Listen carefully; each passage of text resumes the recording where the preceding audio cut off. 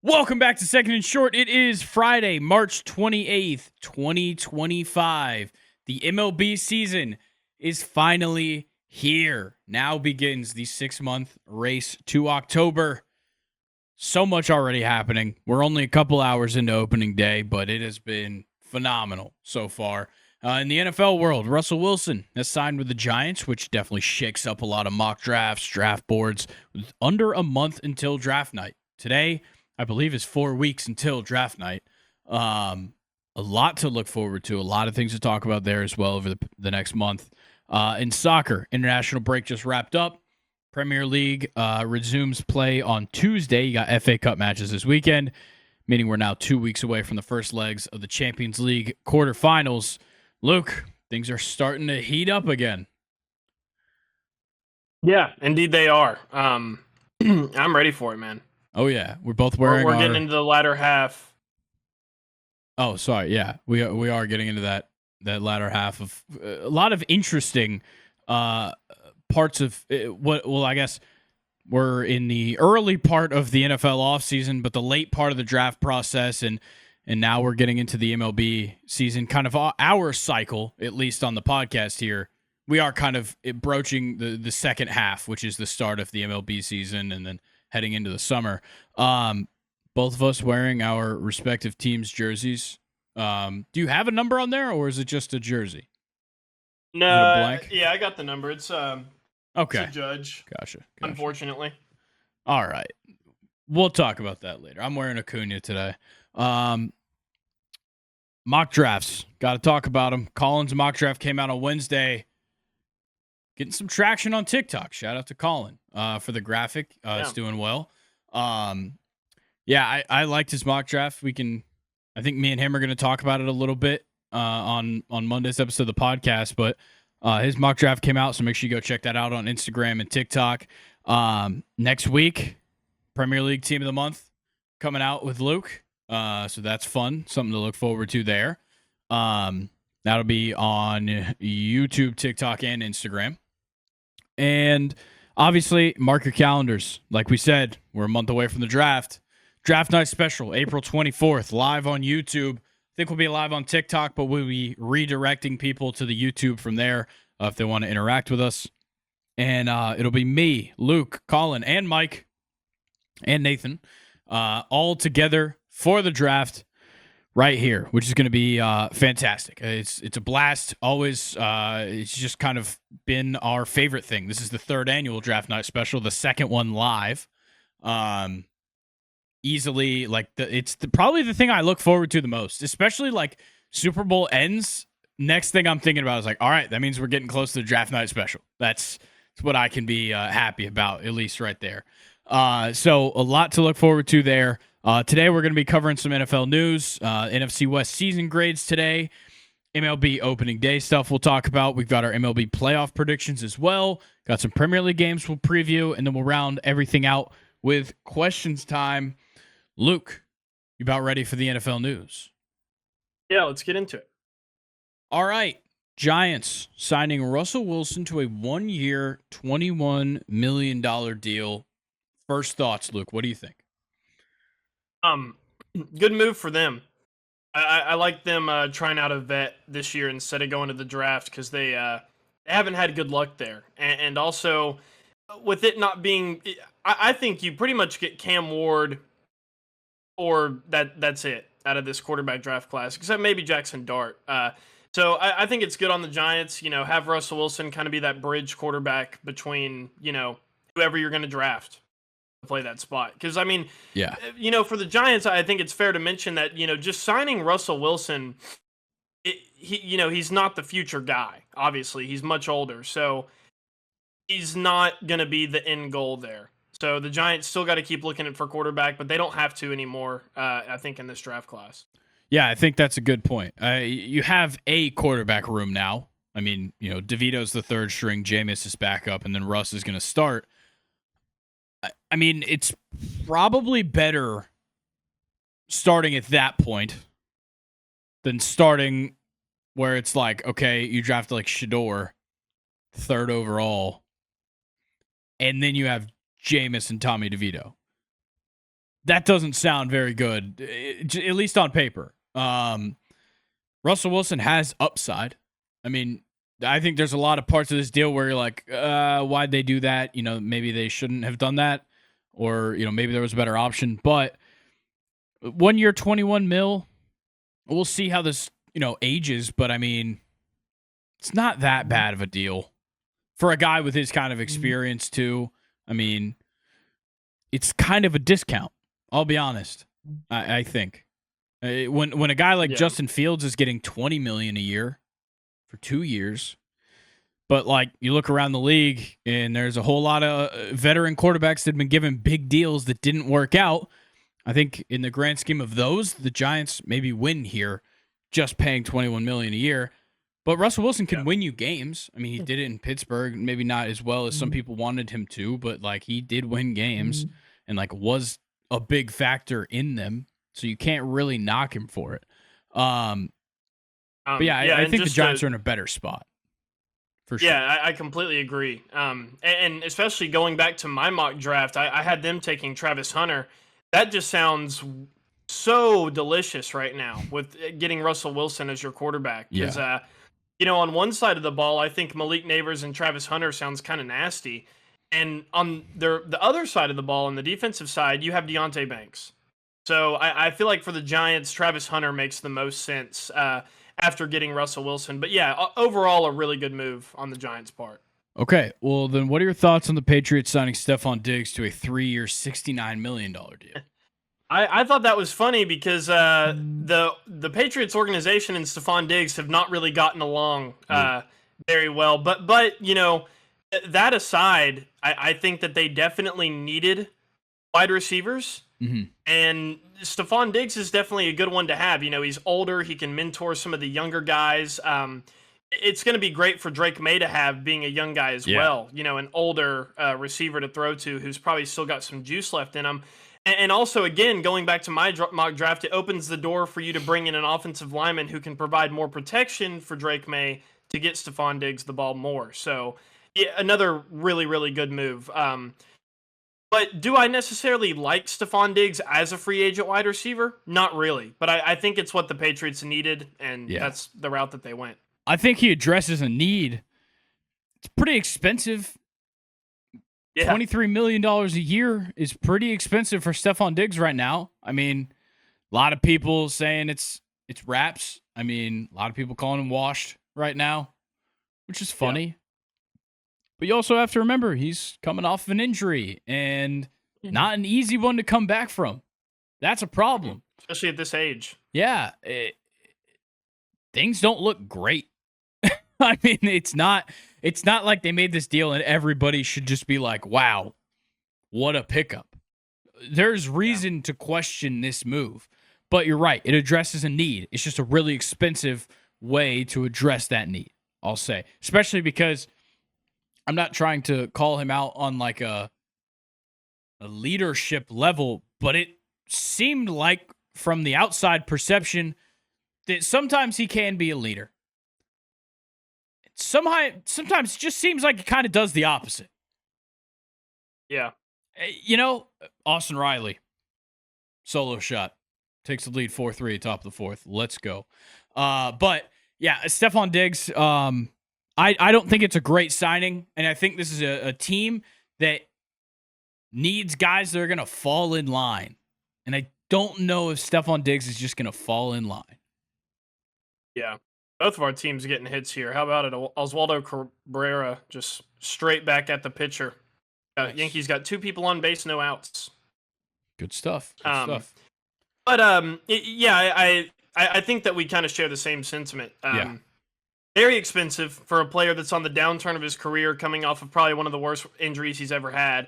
He's going to a team that's rebuilding, and you brought up a good point in saying that Stefon Diggs can be a leader, but he can also be a big whiner and probably a little bit of, trouble in a locker room that just does not need that right now. They need players that are comfortable and not afraid to lose. And I don't necessarily know if Stefon Diggs is going to fit that mold. So, I mean, my prediction for him is, like I said, I think he'll be great for Drake May, but I can't see him taking how bad the Patriots are still going to be next season very well.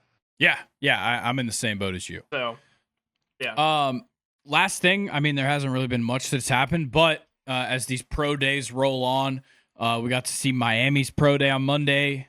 Titans got a good look at Cam Ward. They had an interview with him as well. It seems like they are very much impressed by him, and they are very sold on him right now. But there's still the option to trade up and take him if you are out there. But the Titans are definitely going to be raising the price as of right now on that number 1 pick. I mean, it was probably already a relatively expensive pick. I don't know if it would have been like, you know, the Panthers trading up to get Bryce Young kind of expensive. But, you know, it's going to be expensive to trade up to number 1 regardless. Now I am starting to think that it might be that kind of haul. You might be looking at like a player and 2 picks, or like a player in your first round pick plus like your second round pick this year as well. It's going to take a pretty good haul, probably a future haul more than a right now, to trade up and get that pick. And I don't think there's enough teams right now in the market for it. I mean, the Giants certainly aren't trading up for it now. Maybe the Browns do, but in that scenario, you just say, hey, you know, who are you guys taking? They're not going to tell you, first of all, but like, you got to think about it from a future standpoint. Are the Browns better off trading up for Cam Ward, gambling on that, and losing a couple picks and probably a player? Or you just let the Titans take him and see what happens? I mean, look, everybody, if a guy goes number 1 overall, you're not going to cry about missing out on him. Yeah. So I just don't think there's enough teams in the market right now that will see that pick gone. So I'm starting to think Titans and Cam Ward makes a lot of sense right now. Yeah, I'm just I'm kind of looking at the other side. I'm wondering what this is going to mean for the rest of the teams who probably already had a guy in mind, and then Abdul Carter is going to start to slip.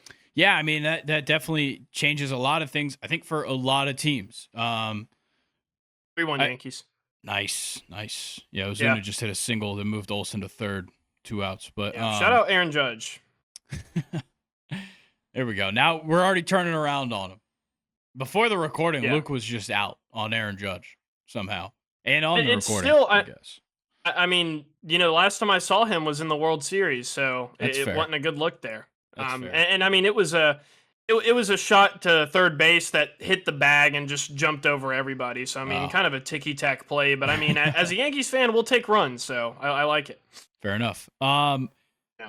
Any other things about the NFL right now? I mean, not much is happening, so there's not much to cover.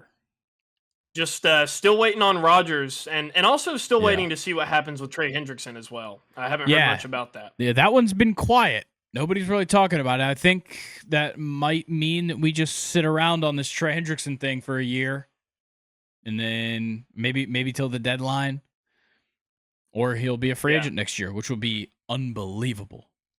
And I mean, I wanted to go back to the Titans defense. It just, I don't hate getting Cam Ward at 1 if you're the Titans, but you did lose Harold Landry, who was your sack leader last year, and outside of him, you weren't really getting sacks from a lot of places. So like, and I still think that you could have something with Will Levis. I don't know, maybe I'm crazy for thinking that, but I wouldn't. I just I don't know who's going to tackle players for the Titans.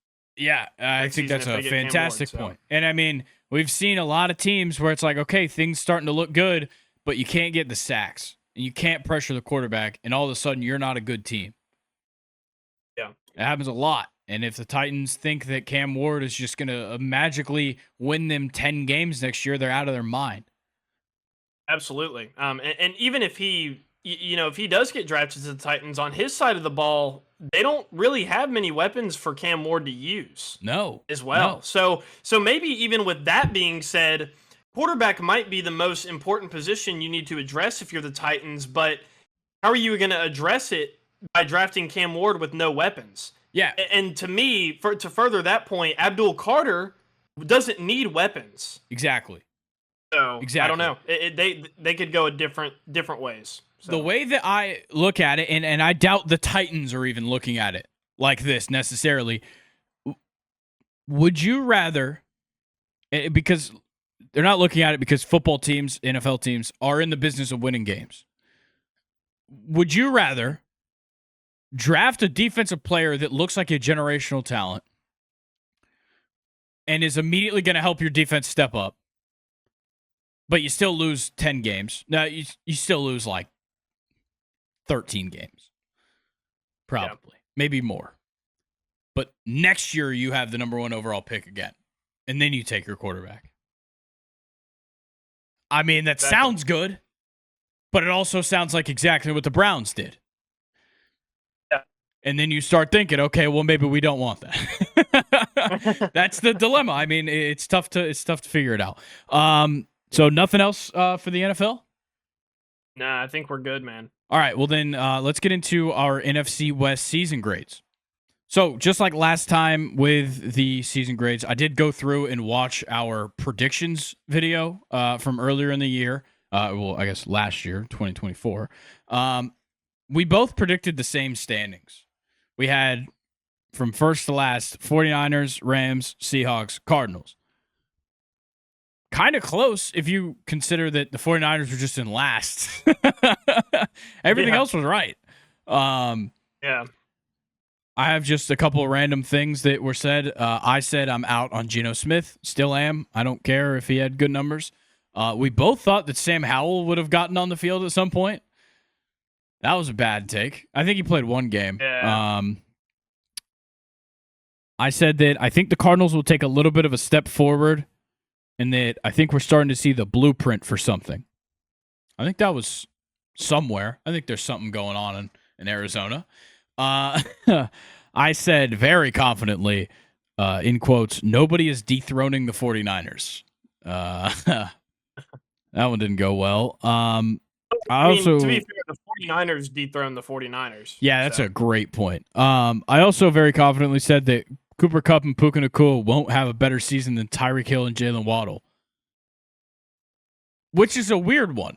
I mean, Nakua's probably the best of the four, and Kupp was the worst of the four. I don't know if it necessarily levels out.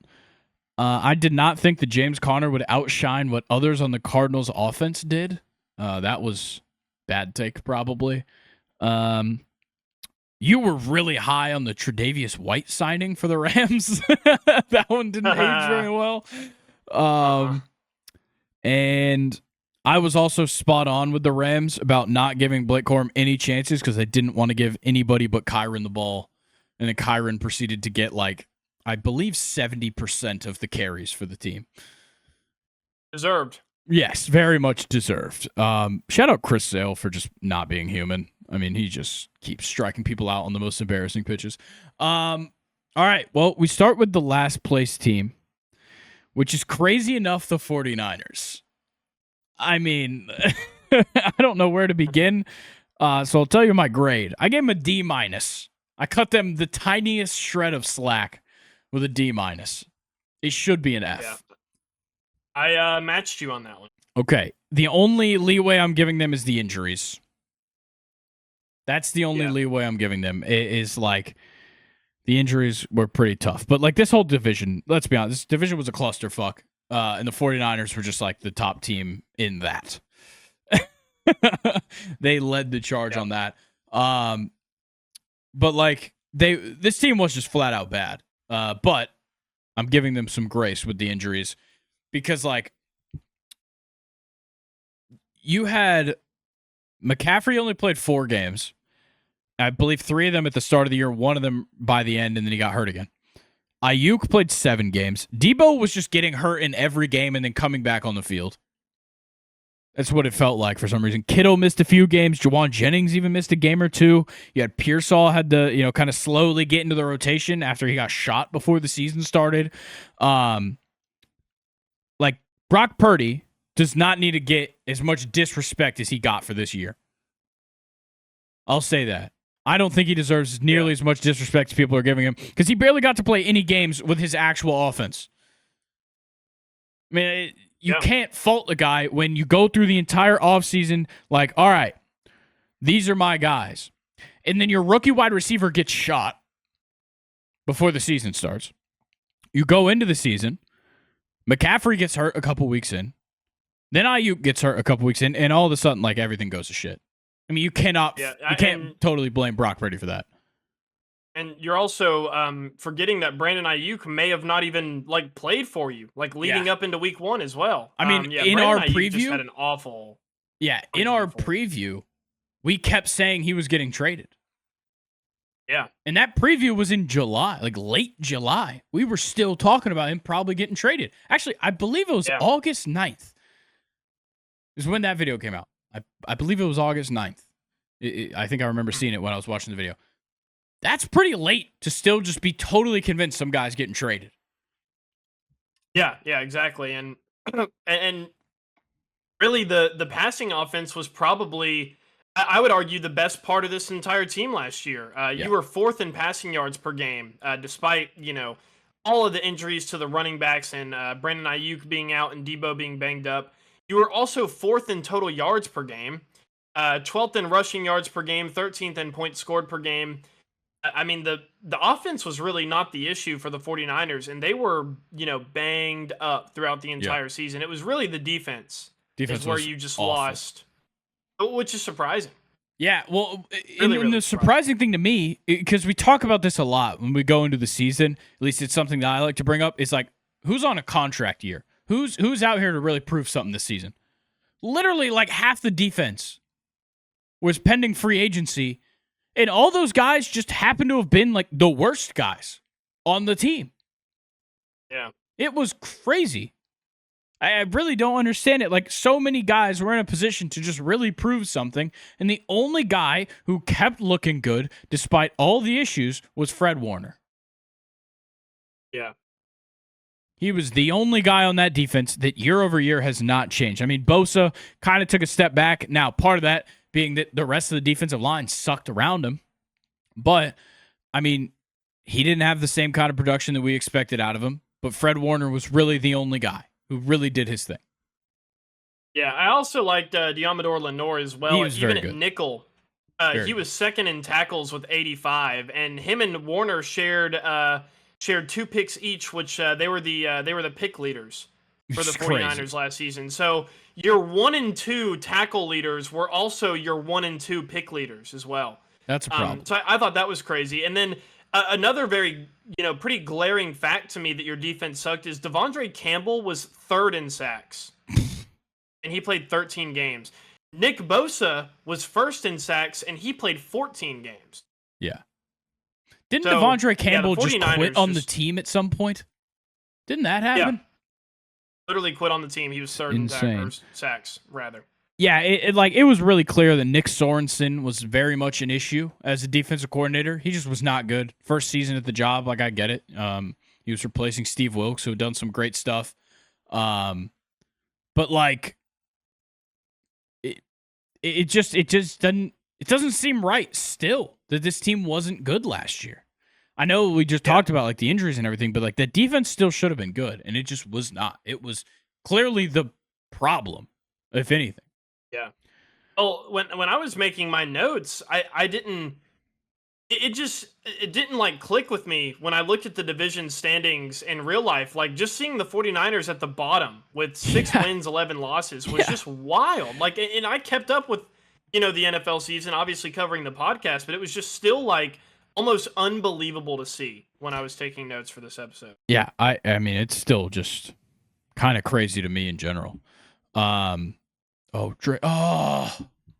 Dude, Drake Baldwin almost just hit a home run straight up center.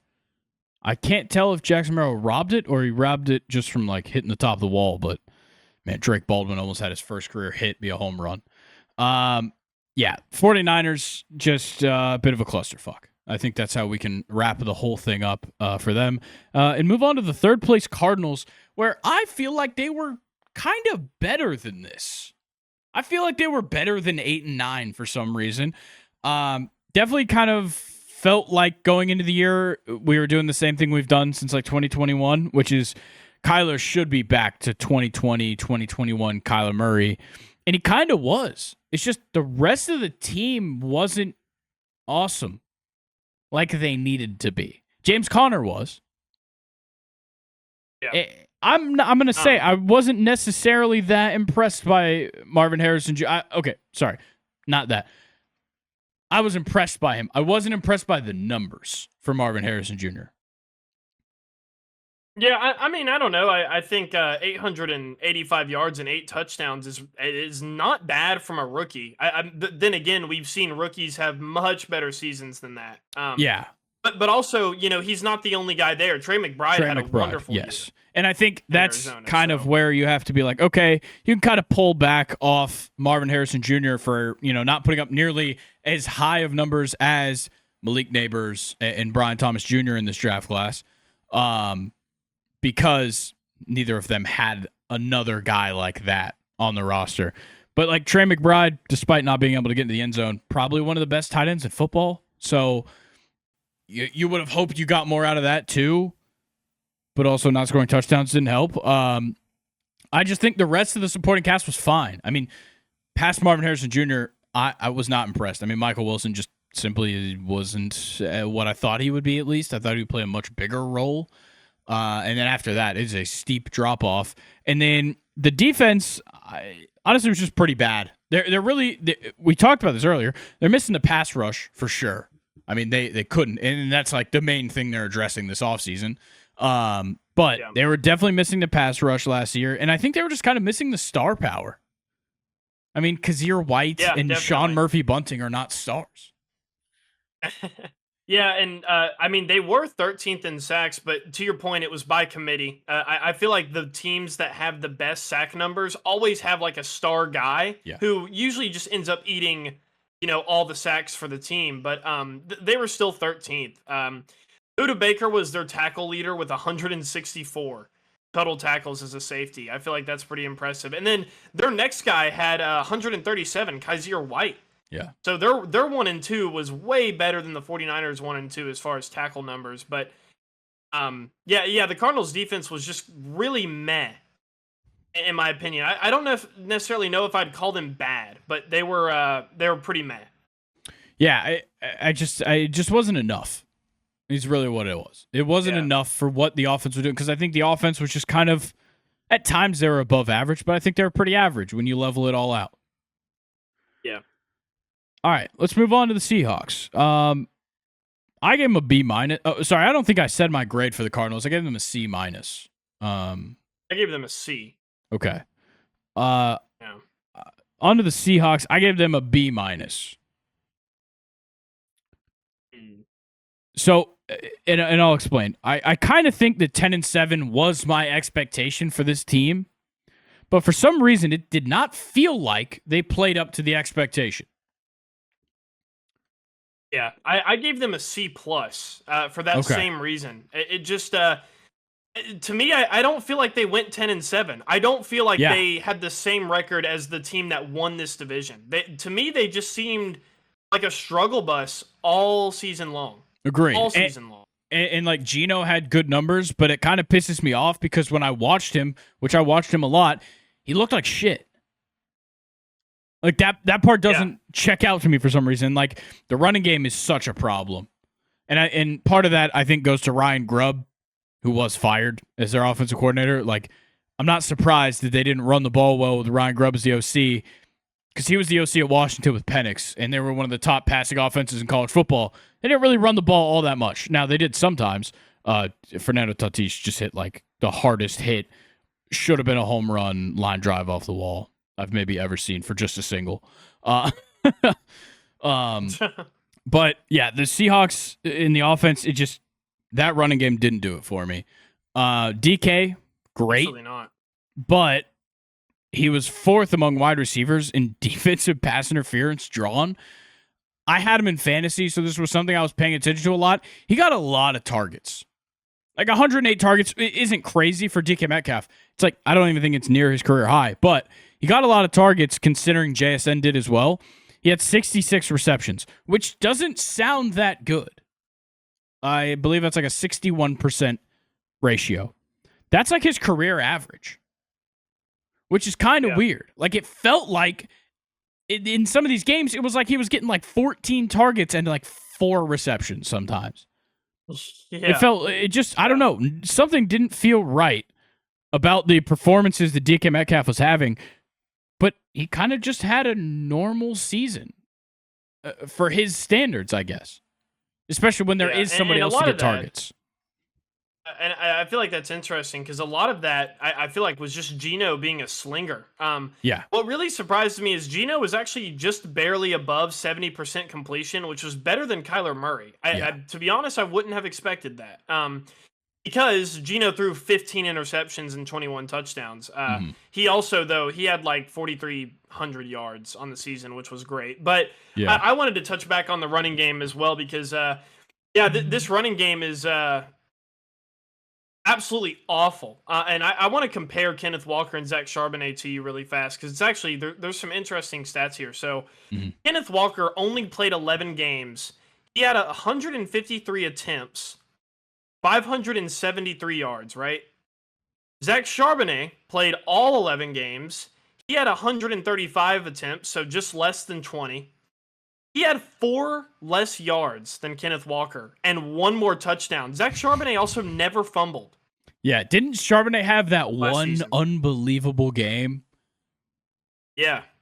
He had like 200 yards or something and a couple of touchdowns. But all of that to say, like, Kenneth Walker was so fun his rookie year. I'm about done with him. He's in the Etienne bucket right now. Yeah, I love that comparison of where they're at right same running back, pretty much. I think that's a spot on comparison when you look at production. And like the defense was just kind of average in my opinion. Yeah, I think that's kind of where Leonard they Williams fall for me. Great.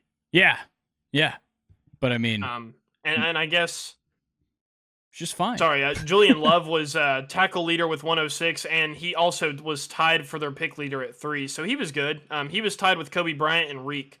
They all had 3 picks on the year. Let's see if I got some defensive stats for you. Yeah, they were not worse than 6. Or sorry, hang on. Essentially they were just middle of the pack and everything. Yeah, they're extremely bad. I definitely, I see a blueprint with Seattle, especially in their secondary with Witherspoon and Reek Woolen. Yeah. I think both of those guys are going to be an issue as they keep getting older. Yeah, and I think the biggest thing for me is they first of all, they have a head coach with a defensive coordinator background in Mike McDonald, so that obviously helps their case a lot. But you got to figure out the offense. I mean, that's sure defense wins championships, whatever. But like the offense it's got to be there, and it just really wasn't. And it's not that like you don't have guys that can play well. It's that the actual offense itself as a unit didn't work. And that's where your offensive coordinator comes into play. And I don't know who they hired. I can't remember right now. But that's going to be the main thing to watch for the Seahawks is like, now you've totally reimagined. I don't know why I said that so weird. You totally reimagined your offense. Is it going to be productive? Because I don't think it is as of right now, but that's a conversation for another day. I think if you're Seattle, you need a quarterback who throws it to your team and a running back that, gets past the line of scrimmage, I guess. Yeah. That's really what they need. All right, let's talk about the first place team. Tied record-wise at 10-7 with the Seahawks was the Los Angeles Rams. I gave the Rams a B+. I think they were just the complete opposite of the Seahawks in that I kind of felt like they were so much better than 10-7. Yeah, I gave them a B+ as well, and I really couldn't agree more. The fact that Puka and Cooper Kupp, like, I think, Puka played 11 games and Kupp played 12, and they still, like, you just had guys step up when they needed to, and I feel like that's one of the good things that comes out of players getting hurt in the NFL is you really get to see what your depth is like, and if those guys are going to step up, how do they respond? It's a great test. So I think, and probably a lot of that has to do with Matthew Stafford being such a vet. I'm sure he was helping a lot of those young guys out, but I mean, you know me. Every time we talked about the Rams last year, I was just for some reason so infatuated and head over heels with this team. So I'm excited to dive into them. Yeah, I think I questioned them a lot at times throughout the year because I needed to see it all together. Obviously I liked the defense from the jump just because I have my own, Florida State connections.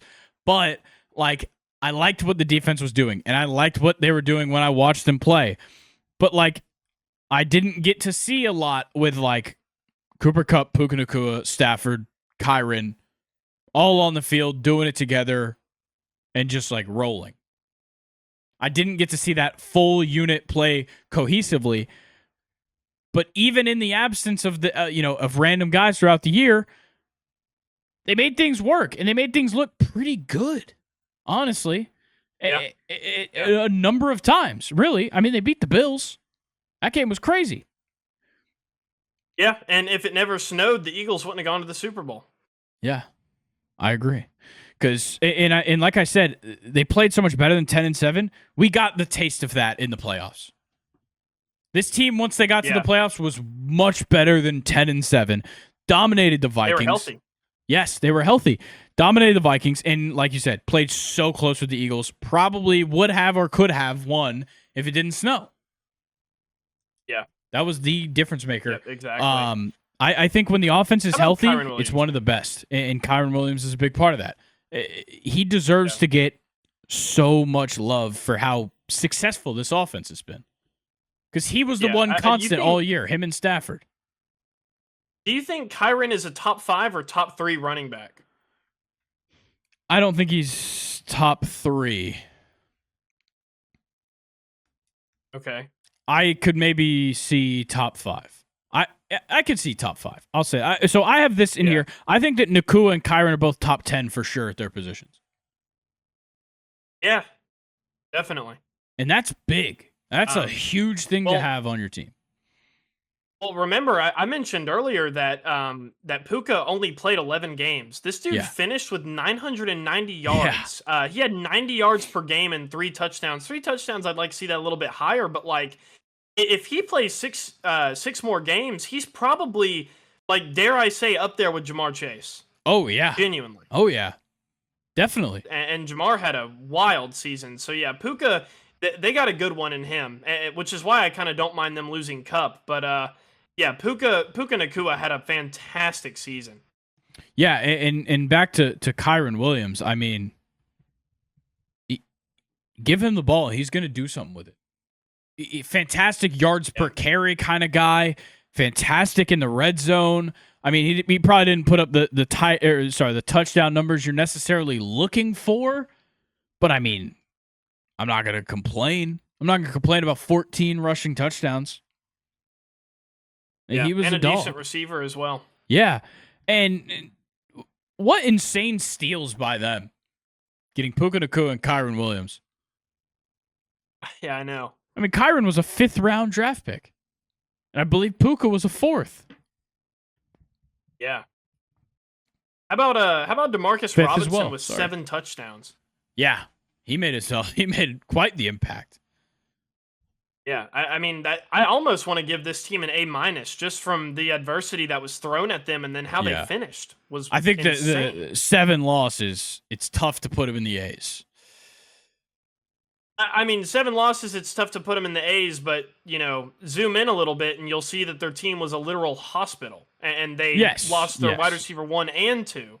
And guys like, who is DeMarcus Robinson getting 7 touchdowns? That's amazing. Absolutely amazing. So that's a fair point. And then, like, to also factor in the fact that one of the best defensive players of all time was on your team, retired at a young age.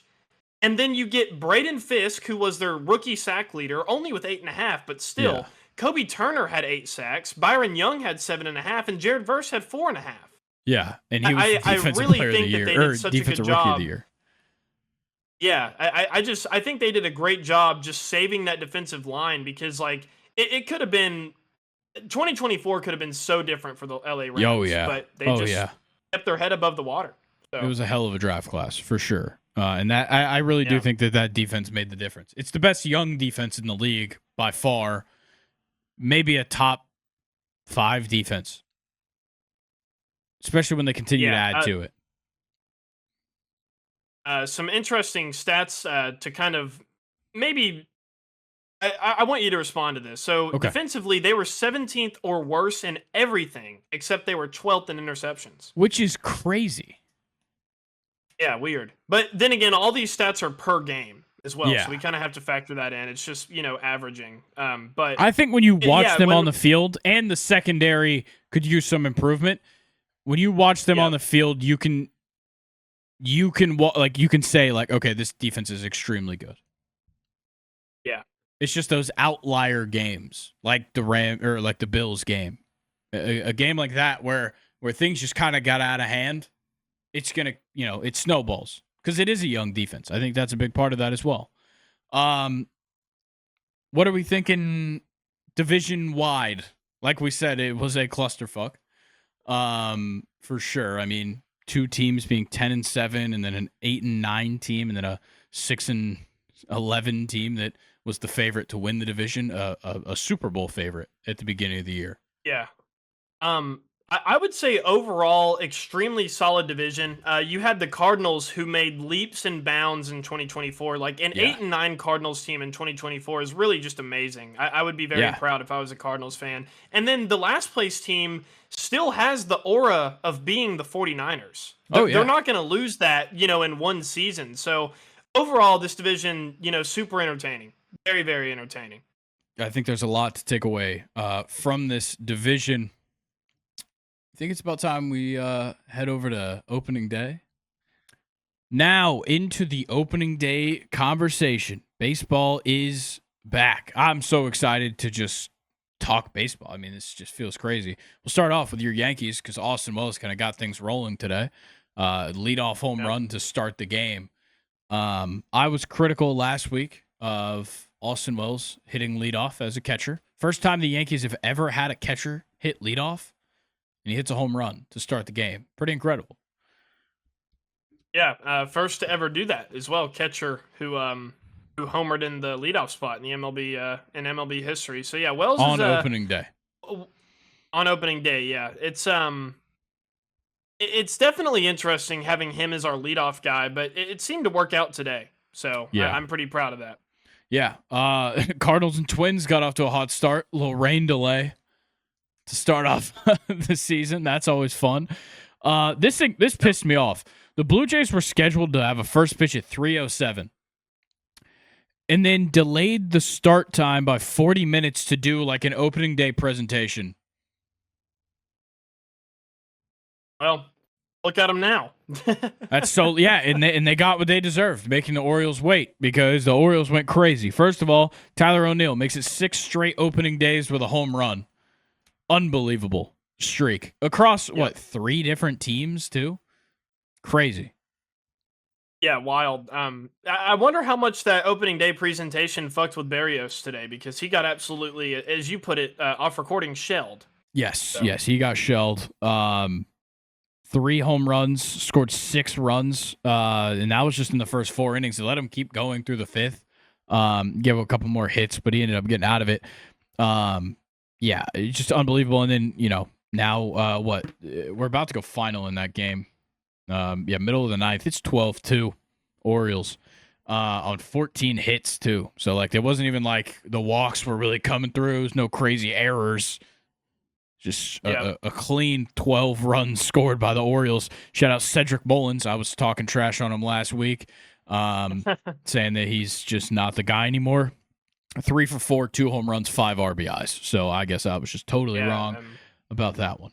Exciting opening day. We're sitting with a lot of games. A lot of the 3:00 games are pretty late in their games here. You got some close ones. Middle of the 9th, the Guardians. The Guardians are up by 1 run on the Royals, 4-3. Top of the 7th, the Braves and the Padres. The Braves are up 4-3. Bottom of the 7th, the Pirates are up 4-2 on the Marlins. Bottom of the 8th, the Phillies are up 3-2 on the Nationals. And then top of the 9th, the Red Sox and Rangers are at a 2-2 deadlock right now. And Garrett Crochet, kind of an interesting outing. Only went 5 innings, which seems very Garrett Crochet-esque. Yeah, he's going to have to get that figured out as the season rolls on. But how are you feeling about the Braves right now? I mean, there's things we could nitpick if we really wanted to, but I mean, the offense looks better than it did last year. And I just need to win, like, I don't know, Let's win like 20 games before Acuna's back. We start off 20-10, and then Acuna comes back. Sign me up. But look, I mean, look, I want to win every game we go out there and play. So right now we're winning. I'm not saying like we're getting shit on, but it's 4-3 right now, top of the 7th, 2 outs. But yeah, look, I'm excited to see this team on the field, man. Profar started things off, getting a hit, scoring the first run of the season. Riley with the solo shot later in the game. Ozuna got himself a hit. I mean, everybody except Drake Baldwin and Jared Kelenic in the lineup have a hit, including Orlando Arcia, though I will talk my shit on him as much as possible this season. Yeah, look, I'm happy to see the offense rolling. Ozzy Albies 3-run home run as well. Just massive. Chris Sale, not a bad day at all. I mean, sure, he gave up the 3 earned runs, but this is an amazing offense that the Padres have to put on display. And Braves just got out in the top of the 7th. But yeah, I mean, 5 innings pitched. Yeah, he gave up the 6 hits, 3 runs, only 1 walk, 7 strikeouts, just about all of them. Just as filthy as you'll find, as Chris Sale often does. So glad to see him looking good. I like Dylan Lee coming out of the pen. He looked good in his 1 inning. And I was just happy to get Michael King out of the game after 2.2 innings. That was a big thing for me. Seeing this offense attack a starting pitcher that a lot of people were really high on going into the season certainly makes me happy to start things off with this offense. Yeah, speaking of pitchers that I was pretty high on, how about Kikuchi getting just kind of crapped on by the White Sox? They're in the top of the 9th right now, and the White Sox are up 8-0 over the LA Angels. Tim Anderson revenge game. 0 for 3, 2 strikeouts. Yeah, that's big time performance for him. He's batting right now, so I'm sure that's going to be 3 strikeouts by the end of this conversation. Yeah. Kind of surprised we've had a couple starting pitchers not have the start that they maybe hoped for. We already talked about Crochet, a little bit shaky. Alcantara and Skeens not necessarily tip-top shape. Alcantara was really good. I'm not trying to take that away from him. 4.2 innings, 2 hits, 2 earned runs. The 4 walks is a problem. The 7 strikeouts. And Skeens, just a real, I guess, look, he's a human. But 5.1, 3 hits, 2 earned runs, 2 walks, 7 Ks. Not a great day for a guy that is looking to go from Rookie of the Year to Cy Young. Same goes for the Giants. I mean, Logan Webb, not necessarily a great day either. 5 innings pitched, 6 hits, 3 runs, 3 walks, 5 strikeouts. I mean, Logan Webb's the kind of guy who's an automatic 6 innings and tries to keep it below, 2 earned runs. That's not the start you want out of him either. So, yeah, a lot of guys to look out for. Hunter Green, I do feel pretty good about this one. I mean, it's not like he's had much better day than a lot of guys, but he was my Cy Young pick in the National League. 5 innings pitched, 3 hits, 2 earned runs, but only 1 walk and 8 strikeouts. Love to see that from Hunter Green. That's the kind of day he needs to have almost every day if he wants to win a Cy Young. Zach Wheeler hasn't missed a step. I mean, this guy's just right back to where he was. 6 innings pitched, 2 hits, 1 run, 2 walks, 8 strikeouts for him.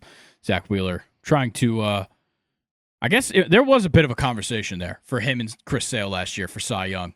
So trying to avenge himself here. And Mackenzie Gore, by the way, probably the best start of the day. Probably will be the best start of the day when the day is over anyways. Because against the Phillies, of all teams, 6 innings pitched, 1 hit, no runs, no walks, 13 strikeouts for Mackenzie Gore. What a start. What a start. Colin called him out, said it needed to see him step up, and he did it. Yeah, around the league, just a lot of good shit going on, man. A lot of stuff to just pay attention to. Mets, Astros. Can't say I told you so, but the Astros don't look too bad. I'm just saying. I'm just saying. They don't look too bad against a team that a lot of people are high on.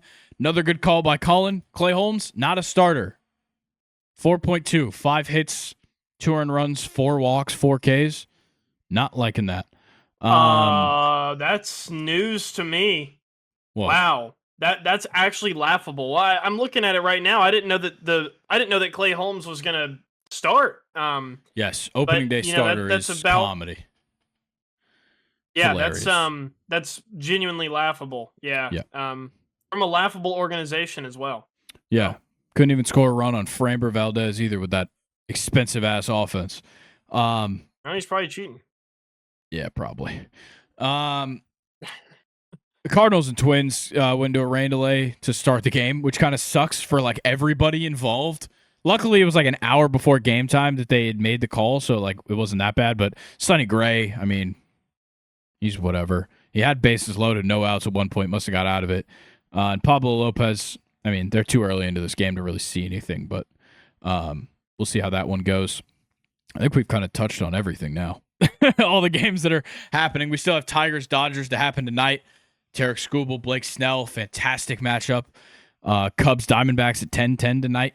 Another fantastic pitching matchup of Justin Steele and Zach Gallen. Then you'll have Athletics-Mariners at the same time, Severino and Gilbert. Orioles-Blue Jays did go final 12-2. But, yeah, it's been an exciting start. Vinny Capra, a guy who was super hot in spring training for the Brewers, had 6 home runs in spring training, got himself a home run, scored that run for the Brewers early in the game.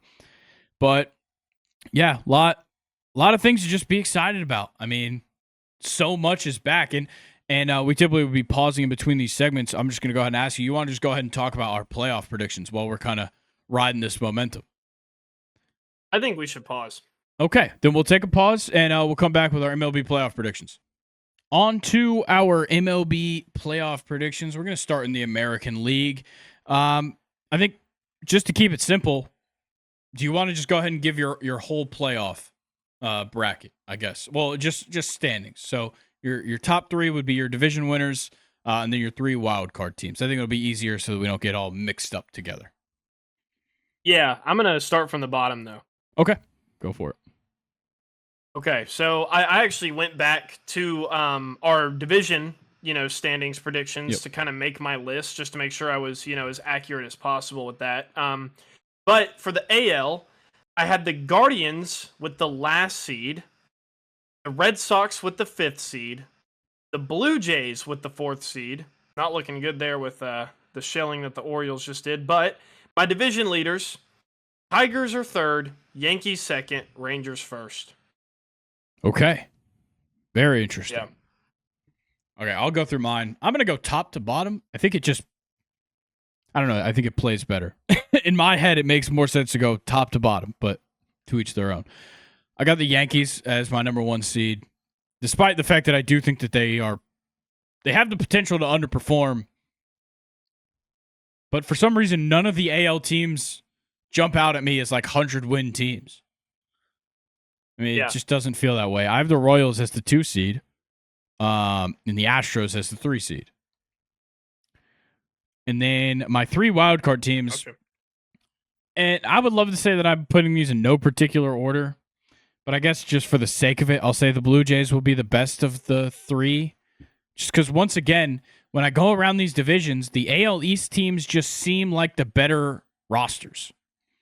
And that just, for some reason, makes me want to be like, okay, well, like the Blue Jays might just like win 2 more games than the Tigers, but maybe not look as good doing it. Exactly. I've got spoiler of the Tigers as my second wildcard team, and then I also have the Guardians as my final team making the playoff. I wish the MLB was 7, like the NFL is, but also, I mean, you have 1 less division. I know that it doesn't make a lot of sense. There shouldn't really be 4 wild card teams necessarily, but like something just does. 6 teams doesn't feel like enough sometimes. Yeah, no, I completely agree. But yeah, when I was making my AL predictions, I finished it and I was like, okay, I'm comfortable with this. But then little thought, Grayson, came tiptoeing in the back of my head, just like that, just doing a little walk, and I think the Astros took a step back, but it's kind of weird not having them in my AL playoff predictions. I'm not gonna lie. So they're all over mine. I don't. I just think I think that they took enough step back to where they won't win their division, and then the point that you made, I think the AL East will kind of eat up some of those wild card spots, and like the non-division winner spots. So that's kind of where I justified the Astros being out here. Yeah, I think that's totally fair. Hector Neris has got to go. I mean, literally drop him after this game's over. He hasn't even given up another run yet, but I mean, 3 straight batters, home run, single. I mean, get out of here. What are we doing? Sorry, I did totally quickly want to mention. I said that I went back to my division standings to make my list. The only thing that I changed, and this I even made this comment when we did the AL East last week, but I do think the Blue Jays will be better than the Red Sox. I think I had them finishing second in my standings, so that was the only thing that I changed from last week. Yeah, honestly, I don't even know what I changed because I didn't go back to it because every time we do this every year, I always do it differently. I always do. Same with the NFL. I always do it differently with the NFL because my opinion can change literally in like the matter of minutes with these teams. Especially in baseball when it's like, they're about to do 162 of these games. Do I think that the Yankees are going to win 99 or I think they're going to win 95? I don't know. Like that's the biggest thing with the MLB. Let's move on to the National League. I'm going to go first this time. From the top, I got the Dodgers as the 1 seed. Duh. I mean, baseball's a game of money now. And wow, what a Braves fan there. Yeah. Okay, well, the Braves are 2. I mean, it's honestly, I have to. That's enough bias saying that the Braves would be the 2 seed, in my opinion. I don't think so. I think the Braves are kind of a lock it too, but I want to let you keep going. Fucking Colin, that traitor, has a 2nd in his standings. In the division? Yeah. To who? The Phillies. Okay. It's fair. No, it's a fair thing. I mean, it's not like you put the Mets. I mean, that's not going to happen. That's what I was worried you were going to say. No. Okay, the Cubs are my 3 seed. I mean, you could probably win the NL Central with like 85 wins. Sorry, the NL Central. That division, I don't know, man. I don't know. I like the Reds, but I don't know. It's tough. Because like I literally said in our MLB awards. Okay, let me not spoil it yet. My 3 wildcard teams: the Phillies, the Mets, the Diamondbacks. Pulled back off the Padres a little bit, which I shouldn't have. Really, I'll be honest. I probably shouldn't have. I'm sure they'll prove me. They'll prove me one of those. I'll either be right or wrong. That's the nature of this. But I have a feeling the Padres will prove me wrong for leaving them out of the playoffs now because I changed my opinion on them. But the Diamondbacks rotation is what's got me there. I mean, especially if they could just make it into the playoffs. Yes. Your playoff 3 is crazy. It's unbelievable playoff 3 when you go Burns, Gallen, and then whoever the fuck decides to step up at 3, which could be any of like Jordan Montgomery, Merrill Kelly, Eduardo Rodriguez is still there. I mean, like literally take your pick of the litter for that 3rd pitcher. Crazy. Totally forgot they had Montgomery too. Yeah. That's insane. It's unbelievable. And like it's not crazy to say that Montgomery bounces back. I mean, he had a bad year last year, but he didn't have any spring training. He wasn't even on the team yet.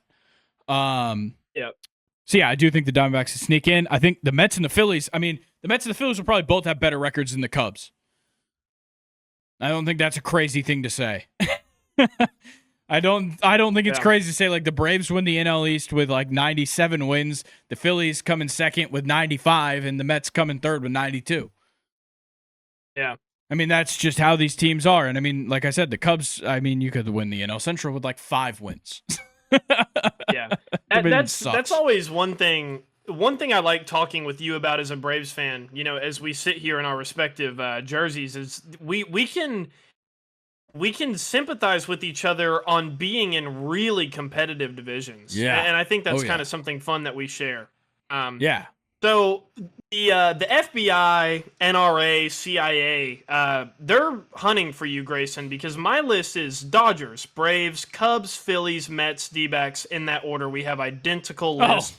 And on top of that, when I was making this list, just kind of like with the Astros, I finished and I was like, the Padres aren't on here. Yeah, exactly. So I don't know. I think I think it's incredibly possible that it's Padres instead of D-backs, but just like you said, the rotation is there, and you cannot argue with the rotation that they have. So Yeah, I thought that was kind of cool that we had literally identical lists. That's pretty crazy. Fuck Yeah. Jason Hayward for just scoring the run to give the Padres the lead. Fuck you. Yeah, scoring it, but hitting it in on a sac fly. I mean, come on, man. Just take a dive. Dude, I feel like he's been here, around bro. since I was like 7 years old. He's been probably around has, a while. Actually. That's probably accurate. Shout out McDonough, Georgia. I think that might be accurate. Yeah, the NL is so like, I think the wild card spots are always so difficult to choose, and then like I say that, and then like the Phillies and Mets will probably have two of them. Like I wanted to put the Reds in here, but I can't. I can't possibly say that the Reds are going to be better than some of these teams. Even though I think I said their manager, I said that their manager's going to win Manager of the Year. I said that their starter's going to win Cy Young, and I said that I'm high on like their whole pitching rotation. But I don't have them in the playoffs because it's that difficult to get a wild card spot in the National League. You're right. And like it's good. And I think the biggest thing for me with the D-backs is like it's gonna be the difference of those two games at the back end of your rotation and what you do with that. Because I don't like the Padres back end of the rotation, but I do like the D-backs. And when those two teams come up and there's those two games at the end of each team's rotation, one of them is shit out of luck. And that's where the problems lie for me with the Padres. And the same goes for a team like the Reds or even like the Mets. I mean, the Mets are going to lose big games in this division between them and the Phillies and the Braves because they don't have the rotation for it like the other two. Yeah, I think I could even see the NL maybe lining up like who knows, Grayson? Maybe the Reds fuck around and they're the division winner and they take the 3 seed. Exactly. And then with the Cubs, making some improvements, I could see them kind of bouncing the Mets out from my list here, and then moving the Diamondbacks up, and the Cubs taking that 6 seed. Who knows? But I mean, I think it's pretty safe to say that we won't see two teams from the NL Central in the playoffs this year. But then again, like those teams, made pretty big strides to get better. Yeah, so, I agree with that. Anything else? Oh, fuck off. Aaron how are we going to go from Hector Neris to fucking Aaron Bummer? What are we doing? Bummer. That's in his last name, man. Yeah, I fucking know. He's been there all... Fuck. Oh, my God. I hate him. God, what a horrible last name. I apologize, Aaron. Yeah, I mean, who thought it was a good idea last year to pick up the fucking guy whose last name is Bummer and he pitches for the worst fucking team in the sport? Crazy. Yeah. Okay, maybe the Braves are going to win 0 games this year. The bullpen is so bad. The bullpen's so bad. It really is. Dude, just wait until Kimbrel gets out there. If Kimbrel gets out here, there's a problem. Or we drop Hector Neris like I want them to. One of the two things has to happen. I just need us to be like, all right, fuck it. Let's bring up all the prospects and just put them all in the bullpen. Somebody's got to pan out. I mean, I don't care if Cam Caminiti's barely thrown a pitch in professional baseball. Get him to the bigs right now and just put him in like the 6th inning. I don't care. There you go. Put Hurston Waldrop in for the 7th. Somebody else for the 8th, because, I mean, we don't really have a good setup man either. And then you can bring in Raisel Iglesias. Yeah, okay. I'm done ranting about the Braves. I'm sure you'll hear me yelling about this game as the rest of this podcast goes on. All right. Is that everything we've got for the playoff predictions? Yeah. You have just one hot take for the season. Could be anything. Literally anything. Ooh. Wow.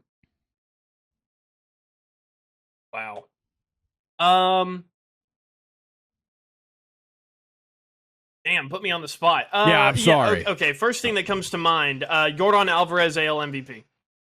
Whoa, okay. Okay, that is a hot take. I like it. I like that a lot. I'm trying to think of one for myself. While you're thinking, I know I'm... Oh, go ahead, sorry. No, go ahead, please. I was just going to, make the statement that I know I just picked a Astros player for my hot take to win AL MVP wearing the pinstripes currently, but like, I as a Yankees fan totally give Yordan Alvarez every pass. Yeah. Every single pass he gets. Yeah, I love him. Yeah, I I mean, he can't didn't I cheat, can't not. so he didn't cheat. Exactly. Yeah, he's just a damn good baseball player. Yeah. My hot take for the season is that we see Shohei Ohtani come out of the bullpen 20 times. Whoa. Yeah. Okay. I think the bullpen makes a lot more sense for Shohei Ohtani. Maybe not in the idea that like he'll probably have already hit 3 times and then come out of the pen. I don't love that part of it.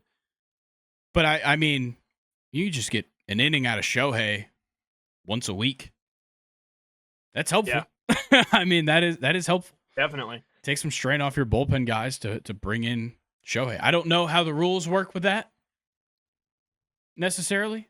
Because I know like you technically can't bring in a position player unless you're losing by a certain number of runs. So I don't know how that works. Yeah. But I think we could see him come out of the pen if that's allowed. So I guess that's a conditional hot take. It's a conditional hot take. Yeah. Conditional. Okay. Anything else? I think we're good, man. Let's move on. Now it is over to the Premier League. We're getting back in the swing of things here. Kind of to wrap up the season, really. I really think this is where things heat up. We start getting more midweek matches. This week is kind of how they start them. So no games this weekend in the Premier League. There are FA Cup matches this weekend. And then a bunch of literally everybody plays midweek. Tuesday, Wednesday, Thursday, everybody's going to play. And then we get back to the weekend schedule as things roll out from there for the rest of April. Things certainly heating up when you look at the table. I mean, we already talked about it. Liverpool's got a huge advantage. They're up 12 points right now. Pretty close to locking things up within the next probably couple matches for them. But that gap past them, there ain't much of one after that gap, really. I mean, you got Arsenal with 4 points on Nottingham Forest, who's got 5 points on Chelsea. And then from there, I mean, Chelsea's at 49 points. You got Brentford in 11th at 41.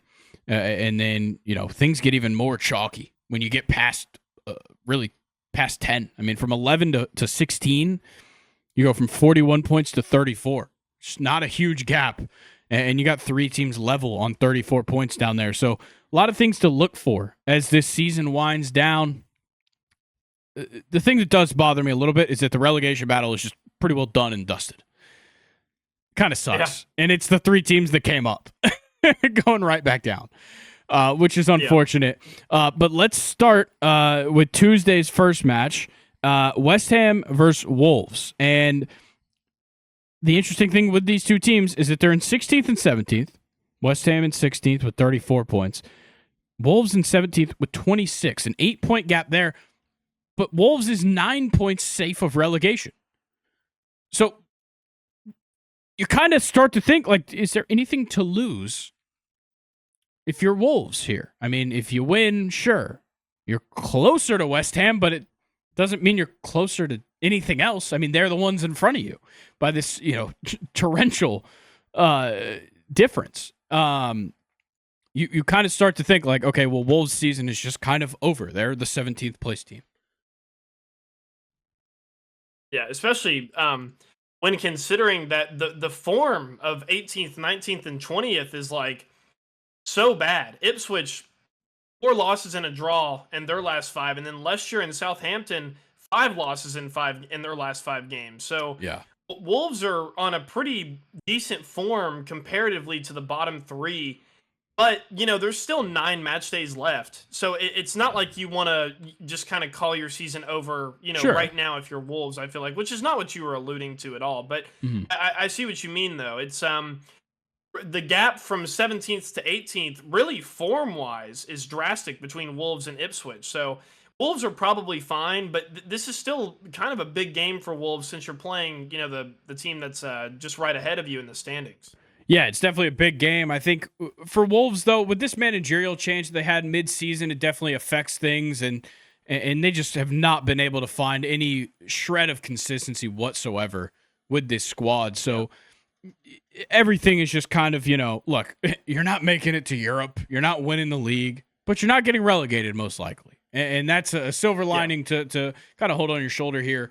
But it's such a mountain to climb. For West Ham, the pressure's on. I mean, sure, you're not getting relegated either, and you're probably not making a European spot either, but even a point might help you out. I mean, a point could move you into 14th place this weekend with the matchups ahead of them, with Everton playing Liverpool and Tottenham playing Chelsea, and 3 points might put you in 13th because Manchester United might lose too.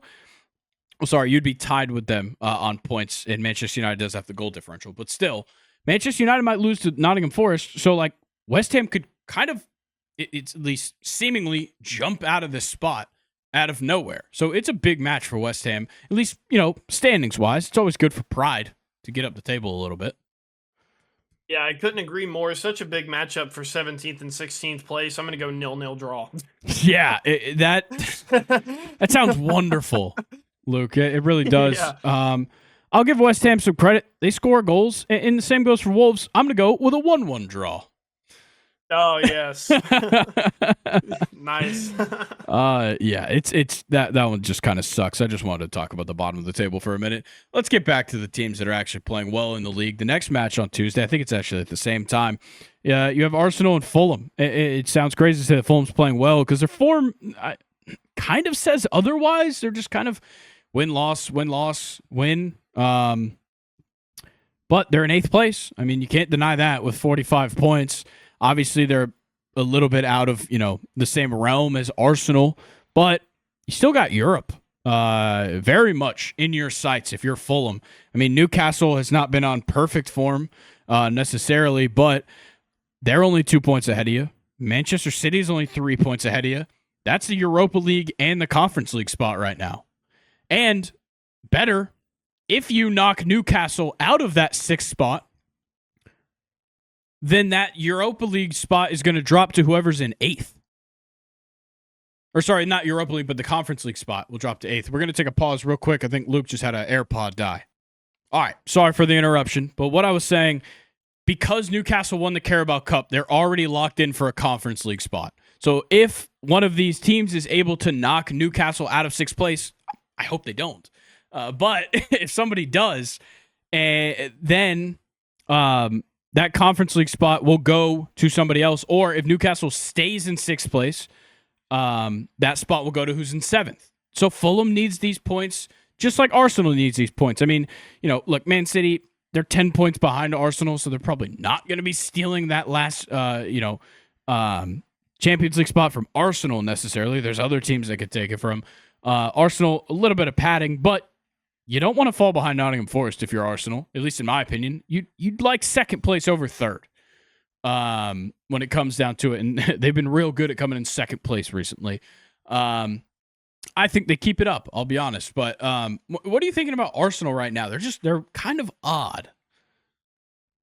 Yeah, really odd team. I think just kind of going down the L column, looking at the standings, obviously I'm referring to losses here. It's interesting. Liverpool has only lost 1 game. Arsenal's only lost 3 games, but Arsenal has 10 draws.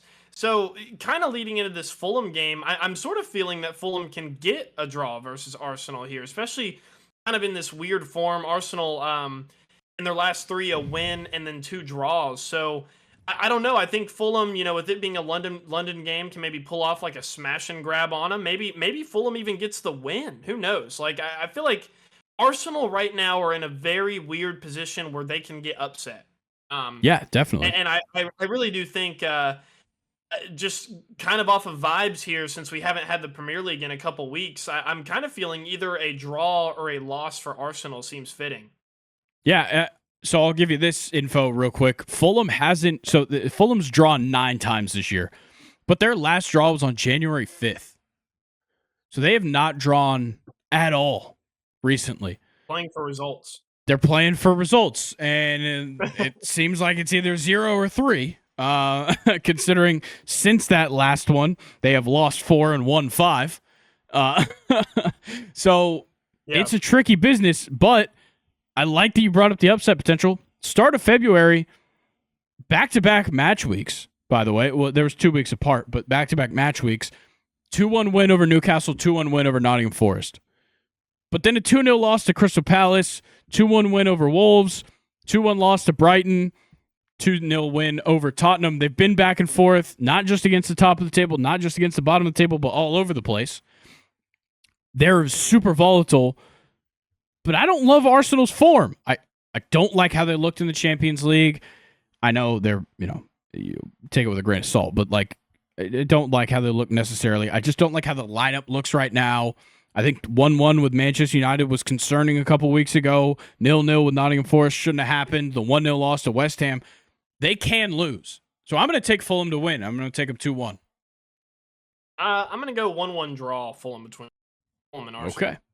The next match on Tuesday, there's 3 of them, is Nottingham Forest and Manchester United. I'm not too worried about getting in depth on this one. Manchester United's been the laughing stock of the league. Honestly, it is kind of insane, though. Manchester United still could win a trophy. They are still in the Europa League.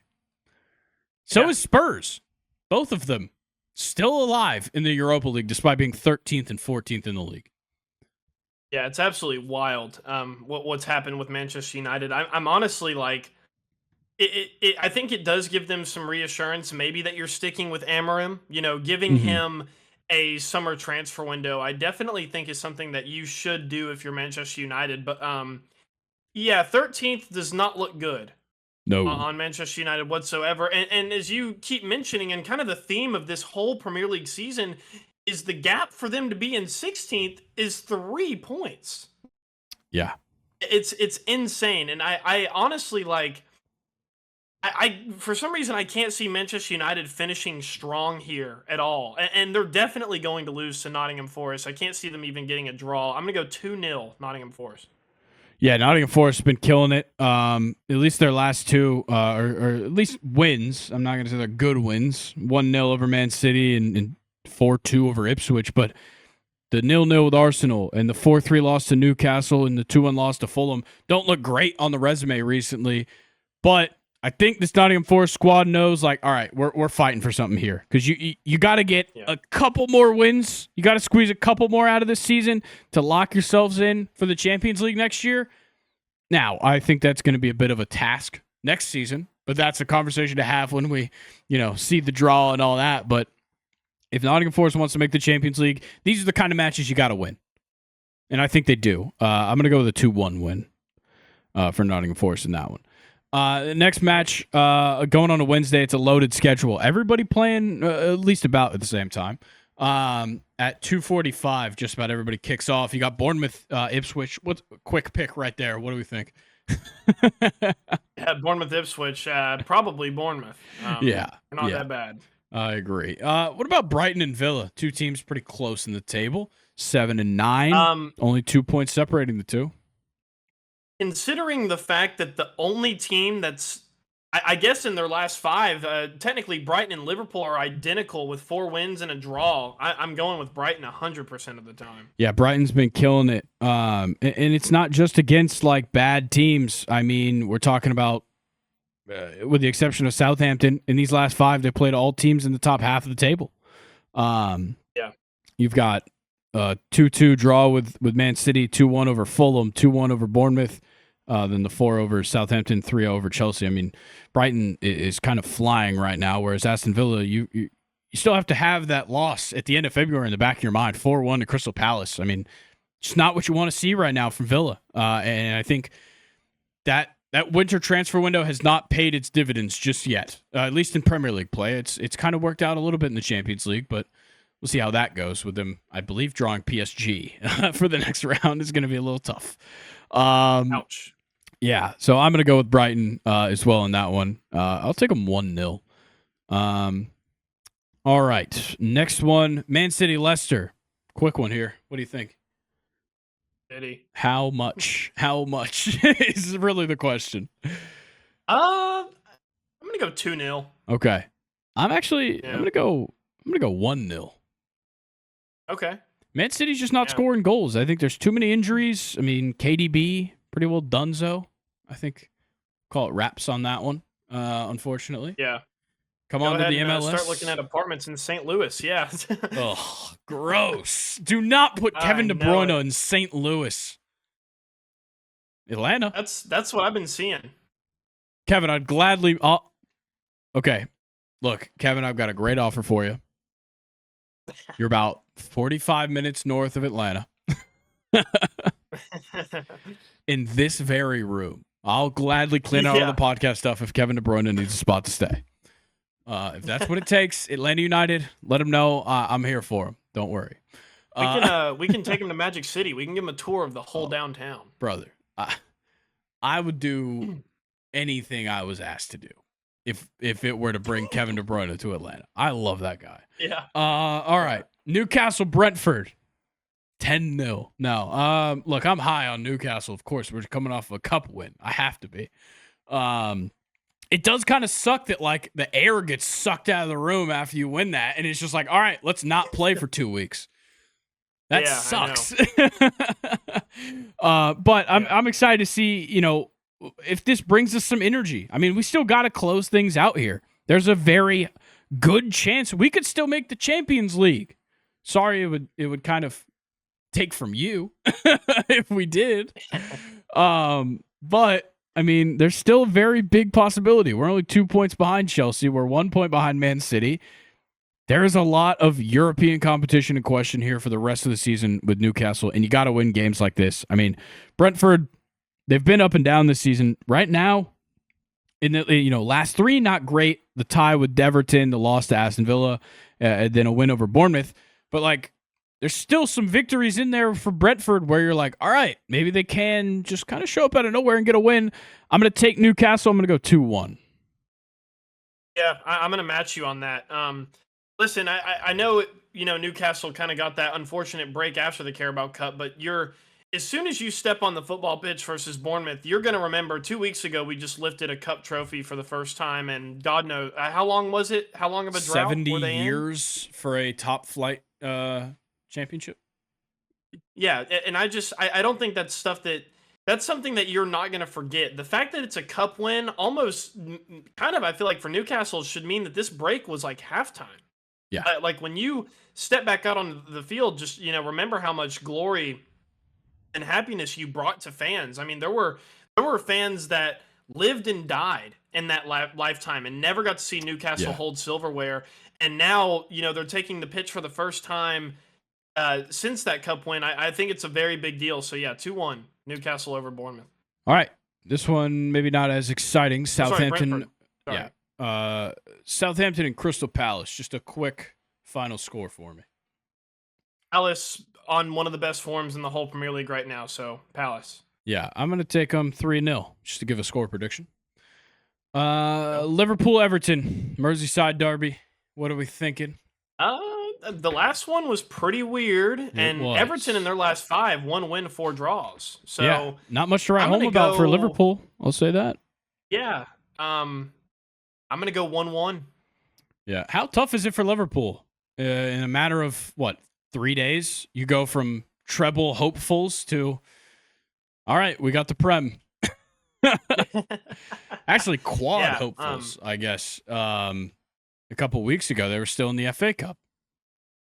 Yeah, and I mean, Newcastle really just kind of from start to dominated. Finish were the winners of that Carabao Cup, and I mean, Liverpool was playing their team. Yeah. I don't think, I haven't really necessarily watched a lot of Mohamed Salah this year. I've kind of just been keeping up with the stats, but really, in recent weeks, the first leg against PSG, he was shut down. In fact, his substitute was the one who scored the equalizer in Harvey Elliott. Yeah. And then in the Carabao Cup, the little bit that I watched, he was also in the pockets of Newcastle defenders. So, I think they already have such a lead where they don't need to worry. But like in a Merseyside derby where your team is kind of wavering in form, no matter how good you are, this game just got a hell of a lot more tough for you. So 1-1 draw, Liverpool and Everton. Okay, I'm going to take Liverpool 1-0. I do want to just make fun of Mo Salah real quick. He never scores in cup finals, and definitely not at Wembley. Yeah. You know that Federico Chiesa scored more goals at Wembley than Mo Salah? That's insane. Before he scored in that match. He had more. Because he scored 2 of them with Italy. Wow. He scored 2 goals with Italy against England in the Euros. Yeah, sounds right. Yeah. All right, one last match. Thursday. Your boys, Chelsea, taking on Spurs. Oh fuck. I really don't know. Because for the same point that I just made, for Liverpool, losing last time around to Arsenal and getting clean sheeted as well is not what you want to see out of your 4th place Premier League team. So I don't know. I almost want to hear your prediction first, because this one is very weird for Chelsea. And also, it is. Back-to-back match weeks, Arsenal and Tottenham. Come on, what the fuck is this? Yeah, that is brutal. It's like I feel like the Steelers always get like back-to-back AFC North games, and that's just brutal on your body. So I'm sure. This one's not going to be fun, but I think Chelsea can still grind out a win. It just won't be a fun win. Yeah, I do think Chelsea wins. I just, like you said, I don't think it's an exciting fashion necessarily. I think this is going to be a hard-fought victory. I do still think, even with the woes, especially offensively, that Chelsea have had recently, that they're probably still the better team in this matchup. Yeah. I mean, that's I think that's safe to say that. I'm going to take Chelsea 1-0, probably a late goal. Okay. 2-1 Chelsea. Okay. Well, I think that wraps things up. It is questions time. Do you want to take a break, or do we want to just hop right into this? For questions we can hop right time. Into this All one. right. All right. Let's go ahead and do it. It's questions time. I checked my watch. Can't you see I'm doing that? Sorry. I'm pulling up the questions on my phone because Nathan said that Reddit was down when he was trying to post them earlier. So I've got the questions from him right now. And we start. I love this one. Who do you think is the better wide receiver, Randy Moss or Jerry Rice? What a start. Wow. What a start to have this conversation. I would take Jerry because of his success in the big game. Exactly. Exactly. We were talking off recording not too long ago, and I told you I still think how it's crazy that Joe Montana is the best Super Bowl quarterback of all time. Yeah. Well, he had to do that with somebody, and I feel like Jerry Rice is probably the best Super Bowl wide receiver of all time.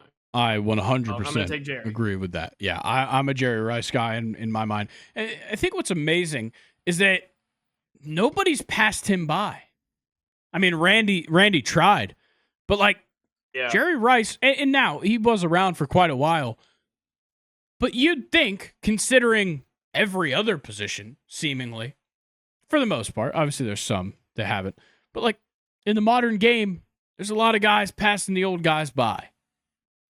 Yeah. Jerry stands on every record. Still. Yeah. It's pretty crazy. Big deal. It's pretty crazy. And I think it paid for him as well.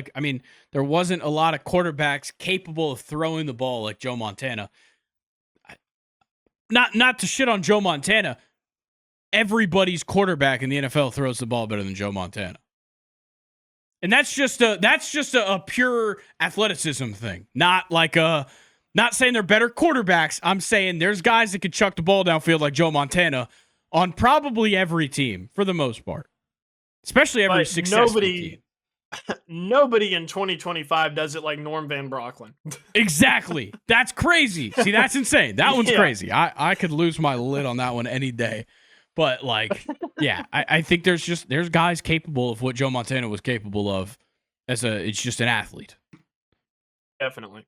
So we're both Jerry Rice guys. I actually like this question, and I'm interested in your thoughts here. Do you think it's cooler to win a Super Bowl or a World Series? I'm really looking at cooler. It is way cooler to win the Super Bowl because the NFL is just a bigger deal. Nationally, internationally, at all levels, it is. But when you just played 162 games in the regular season, you went to war, essentially, 162 times. And then, at the very least, you won 12 more games. Yeah. To get to that point. Or not 12, sorry, 10. 10 more games to get to that point. That's unbelievably rewarding.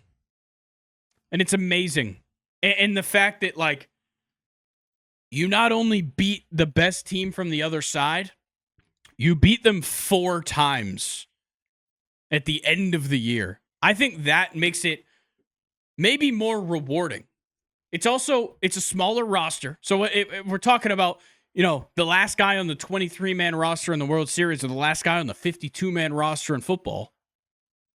Yeah. I mean, who's getting more out of that? Well, the last guy on the 23-man roster probably pitched a couple innings. The last guy on the 54-man roster probably sat and did fuck all season plus the playoffs. Yep. So, like, that's where it's like, okay, if I'm trying to get into the shoes of the last guy on the roster, at least I contributed.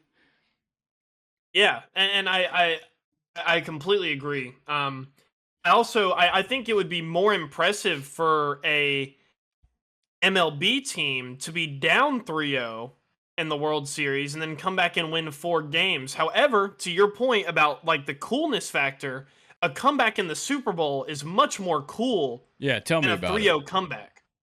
Yeah. Yeah.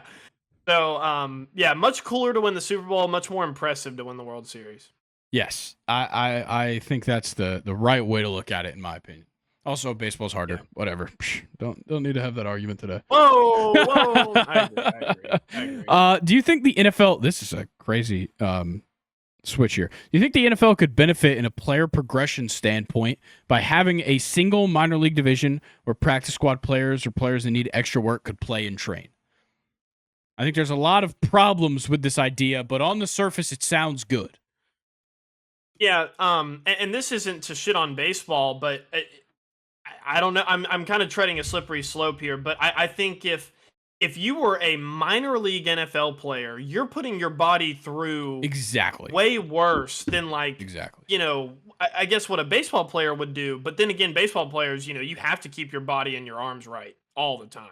So I don't know. I guess that's kind of my 2 cents on it. Is it would be hard to be a minor league NFL player. The physical toll that you put on your body to play a football game is just something that, first of all, like the director of player personnel on an NFL team, why would you want the guy who was not good enough to be on the team in the first place to go and get his ass kicked for 10 weeks? Why would you want him to replace the guy that got hurt than the guy who's been sitting around practicing every day, working out with the team, getting reps on the practice squad, but has stayed healthy and has not gotten fucking blown off of his feet 10 times? Yeah. That's my thing. Is it you can send them down there, but, like, they're going to get hurt. Guys get hurt in football all the time. There's a reason why MLB pitchers and sometimes hitters go down for a rehab assignment in AAA. It's because they're fucking 10 times better than the best guy in that lineup. Yeah. The NFL is not going to be like that. It wouldn't work that way. I'm completely on your side, but I want to play devil's advocate just to make this more nuancy for you, and I want you to try to analyze this as well. What about for just the quarterback position? Would you rather still have a quarterback that's just sitting the bench, getting reps in practice, or would you want a minor league quarterback who's actually been playing in games? He's a quarterback. He's not getting hit all the time. Yeah. Would you rather have a minor league quarterback come in and be the backup for your starter, or would you rather have the guy that's just been sitting on the bench with the team and all that stuff? Okay. And this might be an unfair way to go about this. Last season, would you, if Jaden Daniels got hurt, would you have rather seen Marcus Mariota or PJ Walker? Mariota. I mean, and yeah. I don't think that's a fair comparison. First of all, PJ Walker was not on the team. But he was just the only XFL quarterback I could think of. But he's like the best story for any quarterback that's come out of the XFL is PJ Walker.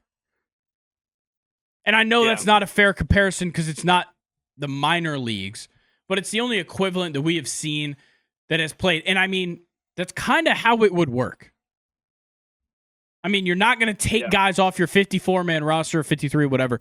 You're not going to take guys off that roster and send them down to your minor league team to go get their ass kicked. You need them. Rotationally, you need them somewhere. Special teams, whatever it may be. But NFL teams don't need a bigger roster. Yeah. Am I treading dangerous waters if I said, though, like, let's say we're in week 12 and let's say the minor league runs alongside the NFL season. Yeah. So week 12 of the minor league and the NFL, Jaden Daniels gets hurt. PJ Walker has been playing. And it is in a minor league, but Mariota hasn't been playing. PJ Walker but Mariota has been the scout team quarterback at practice every week, going up against your defense. That's true. That's an interesting That's question. the other difference between a sport like baseball and basketball, baseball and football. You don't practice in baseball. These guys don't get regular reps. Yeah, you could throw a bullpen, but like the hitting guys can, hit a cage session, hit some batting practice. They're not going out playing full games. If they don't want you to be playing full games at the major league level, they send you to the minors. And that probably means you're not that good. Or you're not good right now. Yeah. But like in the NFL, I'm trying to think of like a mid-tier kind of guy. For a Falcons example, let's say now I'm blanking on the guy's name.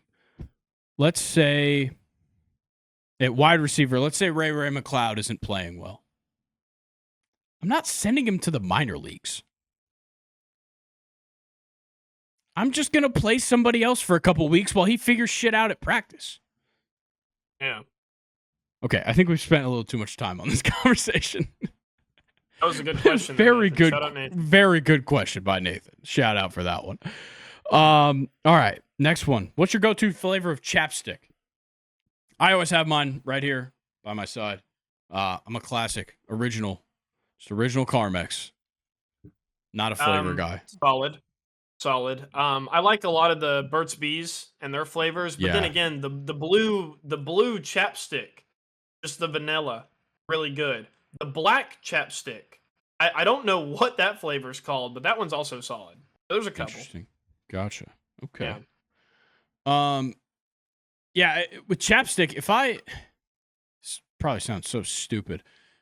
If I have like a flavored one, I use it more because like it tastes good or whatever. Mm-hmm. I don't need to be using it that much. Yeah. Like I put this Carmex on 3 times a day and I'm good. And I have like rather dry lips, but this works and I'm going to keep doing it. Solid. All right. Next thing. Oh, I'm actually this is a passionate one. This is one. Both of these I'm passionate about. These next two. Do you think Deion was a better 2-sport athlete than Bo Jackson?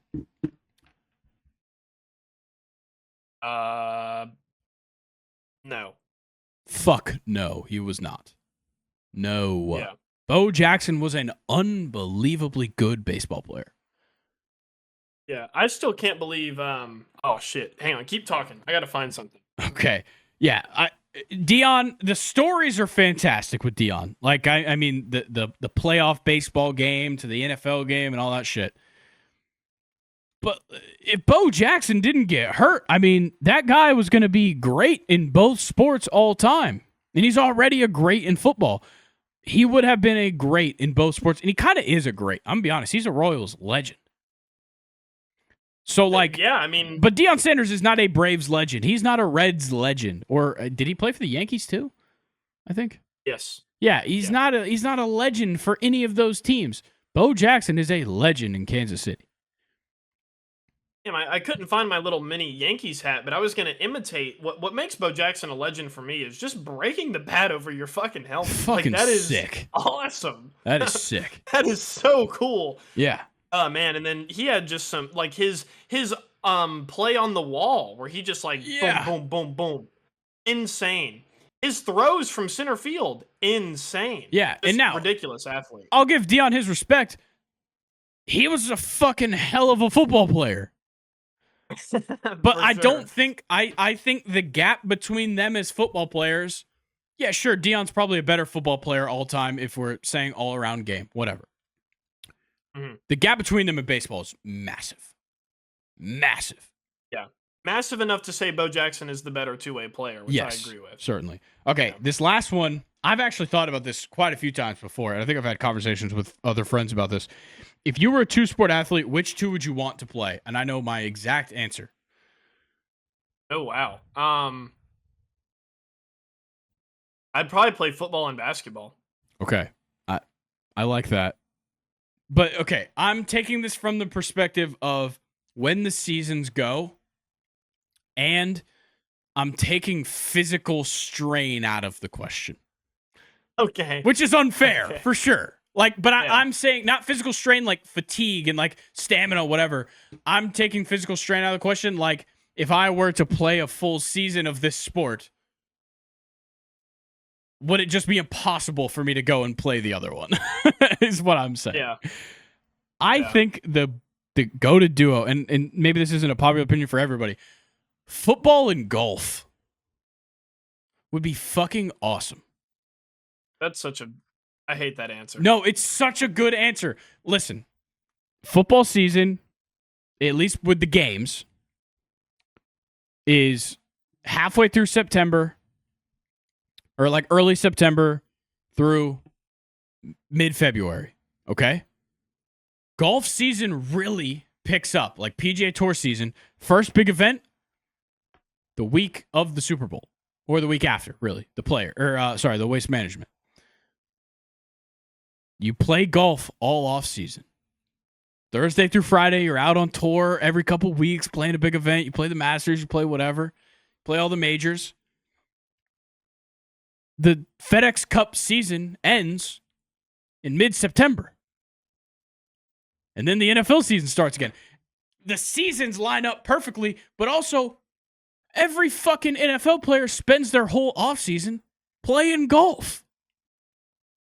So imagine being good enough to be playing in the NFL and good enough to be playing on the PGA Tour and just getting to do that year round. I mean, you would never stop, which kind of sucks. But also, if you're going to be a two-sport athlete, I don't think you have intentions of taking breaks.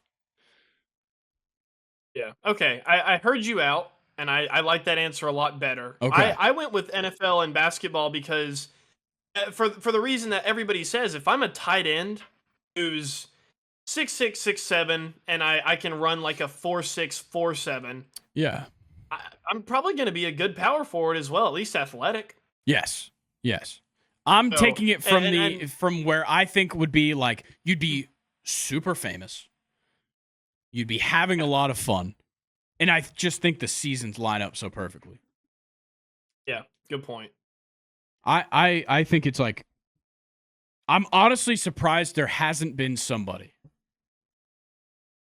I'm honestly surprised there has not been an NFL player that was like that fucking good at golf. But like I also get it's not easy to just make the PGA Tour. I'm not saying that. I mean, you gotta rise up the ranks and earn your tour card and keep your tour card. It's not easy. But I mean, it's still kind of like, okay, this could have happened. Like, I mean, somebody could have done it.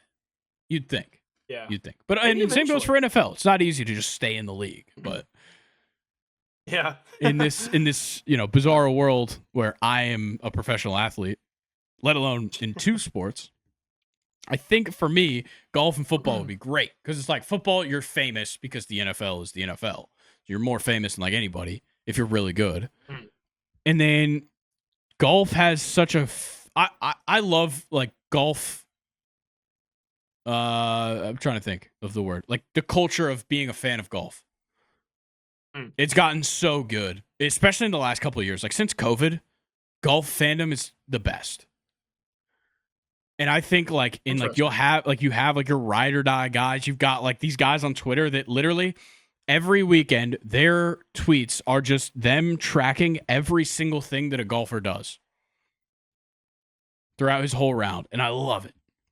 Like that kind of stuff is so much fun. And I think when you mix like, okay, this super fandom of the NFL and it being the most popular league in sports and like the biggest league in sports, and then you also throw in like the PGA Tour and like the money on tour, but also there's still the idea of golf being like, okay, it's my second sport, and also it's fun. Like I just go out there and I golf on the weekend, or Thursday through Sunday, maybe if I make the cut.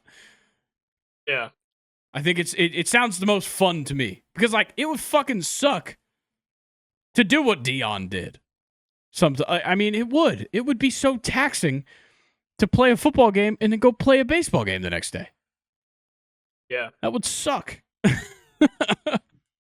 Yeah, that would suck. Speaking of golf, though, Masters right around the corner. Right around the corner, man. I'm reposting. I've got a heavy thumb on the repost button on TikTok for golf. That's Nice. for sure. Golf and country music. Springtime, man. Oh, baby. Spring is here. It has sprung. I can tell you why, because I can't fucking breathe. I mean, this pollen's killing me. I have been so bad. shit on this week. I'm surprised that I'm speaking as clearly as I am. Shout out to the fucking $20 bottle of Zyrtec I had to buy. All week I've been dying, and I found out why this morning. I was taking Allegra, okay? It's been expired since 2023. I had no idea. That'll do it. Wasn't doing anything for me. I was taking it every morning being like, this shit is not working. What the fuck? Yeah. Turns out it's just my fault for not looking at the other side of the bottle. Dude, I have a whole new routine. I've been having to wake up earlier because of my allergies. Eye drops, nose rinse, and take a shower. Every morning. I mean, I take a shower every morning anyways, but I mean, I'm not doing all that shit. I'm sorry. I should, but I'd rather just suffer for half the day. Dude, I was laying in bed last night. It was like 11:30, and I finally was like, I cannot sleep like this. And I had to get up and take a shower at 11:30 at night. Yeah. Just because of how bad everything was. Yeah, no, last night, I mean, like, I couldn't even talk right. It was so bad. I was, like, really afraid. I was like, if I, like, get sick because of this, I'm going to be pissed. But I seem to have cleared up. Yeah. Even literally just since this morning, I've seemed to clear up a little bit. So shout out to the Zyrtec. I guess it's working. Nice. Well, that's the end of the questions. These were some banger questions by Nathan. I like getting a little bit of fun. Maybe it's a little precursor to what you're going to see on the draft night special. Mark the calendars, April 24th. Nathan's already prepping things. We were talking about it a little bit. He's prepping things. Because, look, I got to be honest. I don't want us to walk into it like the Super Bowl. That's we walked into the Super Bowl a little bit unprepared, but I know the draft is a big difference. I mean, we're going to have things to talk about all the time. But to just kind of get our minds off things, take some time, fill some space, Nathan's going to be prepping some things for us. But definitely mark your calendars. April 24th. 7:50-ish p.m. going live right here on YouTube and on TikTok. Make sure you're subscribed here on YouTube and you turn on post notifications so you know when we go live. You'll know 30 minutes before the live, and you'll know whenever anything comes out here on YouTube. If you turn on those notifications, like the video, go ahead and comment your MLB playoff predictions as well. Follow us on Instagram and TikTok. That's where we are posting clips every week. Trying at least once a week. At the very least, I am trying to post once a week on TikTok and Instagram. You guys feel free to hold me to it, but I'm trying. I am. And we're rolling right now on TikTok. I'm loving what we're seeing right now with all the followers going up with the mock draft stuff. I love to see that stuff as well. And we obviously have a lot more coming down the pipeline. Luke's Premier League Team of the Month coming out next week. The following week, my mock draft 2.0 is coming. So definitely be on the lookout for that. A lot is changing. Starting with a clean slate. Not even going to look at my first mock draft for any reference. I mean, that is all completely out the window at this point. Crazy thing I just wanted to point out between you and Colin's mock drafts, exactly the same 22 and 23. Luther Burden to the Chargers and Matthew Golden to the Packers. Yeah, I would like to talk about Luther Burden to the Chargers because when I made that choice, I was kind of like, I mean, it'd be fun, but probably doesn't make sense.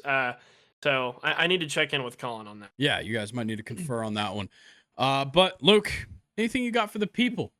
MLB season underway. Opening day is here. Yeah, opening day's here. Weather's getting warmer. I kind of wanted to just thank the viewers. The growth on TikTok has been so fun to tell people Yeah. about. Oh, it's great.